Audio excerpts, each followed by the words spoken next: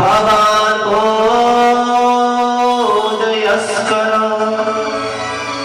सपथ्यं भगनिं हन्यात् स्त्रियमुद्वाह पर्वणि सलाग्नीयं गुणसूरे। भगवान हे भगवान आप जैसे यशस्वी, आप जैसे पराक्रमी एक नारी को तलवार से मारे, ये शोभा देगा आपको? अरे इतने बड़े वीर हो, एक तो देवी की आपकी बहन है और नारी तो वैसे भी अवध्या होती है और विवाह के समय तो नारी साक्षात किसका रूप होती है? लक्ष्मी का रूप होती है। आपने देखा होगा जब विवाह होता है ना तो माता पिता कन्या के क्या छूते हैं? पैर छूते हैं। कन्यादान के समय क्या माना जाता है? लक्ष्मी स्वरूपणी, और वर को नारायण स्वरूप माना जाता है ना। जिसका आपने कन्यादान किया है पुत्री मानकर आज उसे मारेंगे तलवार से। कहा वसुदेव तुमने सुना नहीं, देवकी का 8वां जन्म मेरा काल होगा और जब मैं काल को जन्म देने वाली कोई ही नहीं छोड़ूंगा तो फिर जन्म कहां से होगा? तो वसुदेव ने कितनी सुंदर बात की कि मृत्युर्जन्मवतां वीरां देहेन सहजायते और अद्यवाप्त सतान्ति वा मृत्युर्वे प्राणिनां ध्रुवम्। एक बात आपसे कहूं बंधुओं, ध्यान देना पीछे। हर चीज यहाँ झूठी है। बोलो बोलो बोलो। हर चीज यहाँ झूठी है, सत्य है यदि कोई तो मृत्यु सत्य है। मैया का सत्य है? मृत्यु सत्य है। जिस गर्भ से हम जन्म लेते हैं जिस दिन, वही गर्भ से हमारी मृत्यु भी उसी दिन जन्म ले लेती है। तो अगर आप देखें तो हम यहाँ जी रहे हैं या हाँ इतने में से। अगर एक बात कहूं मैं आपको, इधर हमारी संख्या कम है, इधर ध्यान देना आप लोग इधर वाले हैं। एक सत्य आपको बताना चाहता हूं, नजर चारों तरफ है हमारी, इसलिए अगर कथा में बैठे हो तो कथा सुनना परम आवश्यक है, परम आवश्यक। क्यों? कि घर से हम क्या कहकर आए हैं? कथा सुनने जा रहे हैं और फिर यह कथा नहीं सुनोगे। परमात्मा की सृष्टि का अपरिवर्तनीय सत्य यदि कुछ है तो केवल और केवल मौत परम सत्य है। मौत। तो वसुदेव जी महाराज कहते हैं ये मौत क्या है? हमारी खास बहन है मौत, है ना, खास बहन, जिस बहन का नाम है मृत्यु। जिस गर्भ से हम जन्म लेकर आते हैं उसी गर्भ से वो भी उसी समय।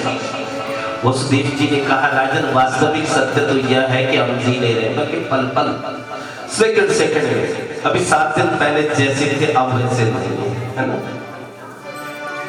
और अभी 2 मिनट बाद ऐसे नहीं रहे।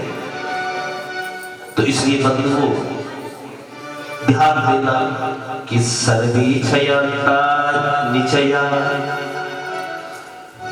पतन्तात् सूर्यात् और संयोगस्य वियोगान्ता जीवितं मरणावधि। मृत्यु ही बंधुओं ध्रुव सत्य है, बाकी सब चीज बिगड़ने वाली है, सब चीज बिगड़ने वाली है, लेकिन मृत्यु ही अपरिवर्तनीय सत्य है। मृत्यु इतना सत्य है, इतना सत्य है कि मृत्यु के लिए जगह और समय निश्चित है ना? क्या है? जगह और समय। कैसे? एक समय की बात बता रहा हूं। एक सांप की मृत्यु हुई और सांप को बता दिया था कि इसी पर्वत पर, इस क्रौंच पर्वत पर तेरी मृत्यु होगी, ठीक है। लेकिन सांप ने इतना फलाने का डेट भी बताई। सांप ने प्रयास किया और वो बहुत दूर निकलकर चला गया। बहुत दूर। कहा अब तो, क्योंकि मरना मुझे उसी जगह पर है और वो जगह यहाँ से हजारों लाखों किलोमीटर दूर है, मुझे कोई नहीं मार सकता। जब मृत्यु का समय निकट आया, वो तो खूब मस्ती में झूम रहा था, इतने में गरुड़ आए और गरुड़ ने पकड़ा और सीधे उसी पर्वत पर लाकर धर दियो। अर्थात यदि जीवन का परम सत्य कुछ है बंधुओं, तो मृत्यु ही अपरिवर्तनीय सत्य है, मृत्यु ही अपरिवर्तनीय। अब एक बात आती है कि महत्व न जन्म लेने का है और न मृत्यु का है। थोड़ी देर समझ, महत्व न जन्म का और न मृत्यु का, बल्कि महत्व तो यह है कि जितने दिन हम जीते हैं करते क्या है, करते क्या है, करना क्या है पता ही नहीं। कहीं ऐसा तो नहीं आए थे हरिभजन को होटल लगे कपास, बंधुओं 84 लाख जोनियों में भ्रमण करने के बाद ये मानव देह, क्या मिले, मानव देह। और इस मानव देह से आपको ये बताऊं कि सबसे सुंदर यदि उस परमपिता परमेश्वर की कीर्ति है, सबसे सुंदर, तो वो क्या है, मानव है ना। अब एक बात बताओ, अपने पड़ोस में देखो, पड़ोसी के पास कान भी है, आंखें भी है, नाक भी है और इतने सारे लोग, तो बनाने वाले ने सबको अलग बना रखा। देखो बगल वाले को देखो जरा, है तुम्हारी शक्ल का है, यानी हम पहचान जाएंगे ये मैया फलानी 13 नंबर गली की है, ये 14 नंबर गली की है ना, ये 34 नंबर, ये 13 नंबर, कौन का, ये भाई लोग जो बैठे हैं अपने बगल वाले को देखो, तो उसकी कृति कितनी सुंदर है। किसकी, नाम है तेरा तारणहारा, कब तेरा दर्शन होगा,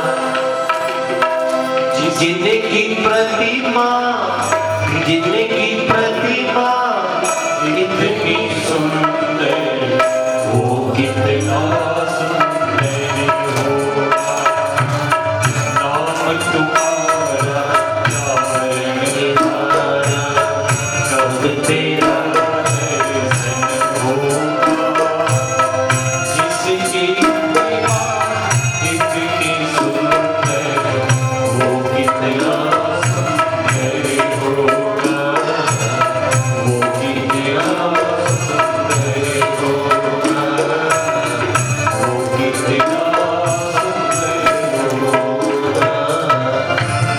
कितना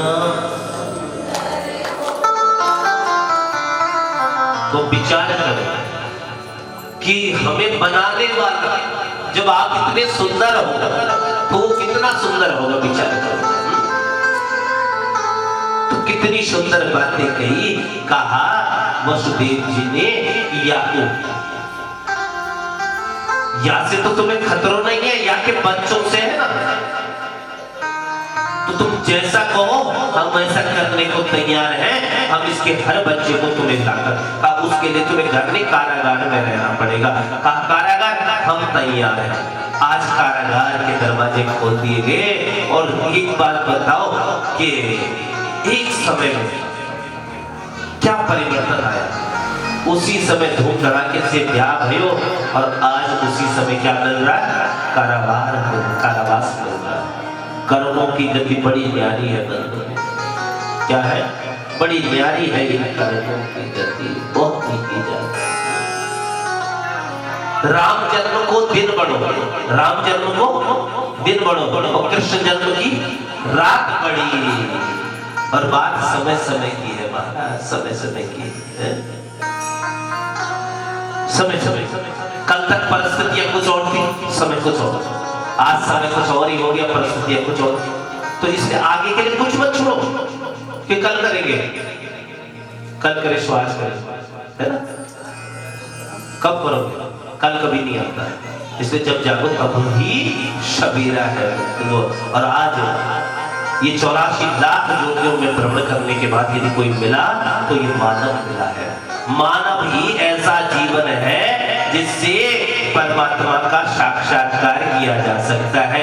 एक मानव में ही विशेष बुद्धि दी गई है कि जिससे हम क्या परमात्मा का साक्षात्कार कर सकते हैं। एक केवल और केवल मानव ही कर्म करता है और सबको खिलाता भी है। सबको खिलाता है, गाय, चींटी, कुत्ता, बिल्ली, सब। तो मानव में विशेष इसी जोनी से परमात्मा का साक्षात्कार किया जा सकता है। अगर बंदवो ये व्यर्थ गवा दिया तो व्यर्थ गया जीवन। आज कहां डाल दिया? तहखाने में डाल दिया भैया, तहखाने में। और अब कहते हैं वसुदेव जी का जो प्रथम पुत्र हुआ, इसी दशम स्कंद के प्रथम अध्याय का 57वां श्लोक में वर्णन आता है कि कीर्तिमंतम प्रथमजं कंसायानकदुन्दुभि अर्पयामास कृच्छ्रेणं सोदता कीर्तिमंतम, वसुदेव जी की जो प्रथम पुत्र हुआ वो कीर्तिमान नाम से कंस ने एक बार तो उसे छोड़ दिया, फिर उसको मार डाला। देवकी का दूसरा पुत्र हुआ, उसे भी कंस ने मार दिया। एक एक करके देवकी के 6 पुत्र और कहते हैं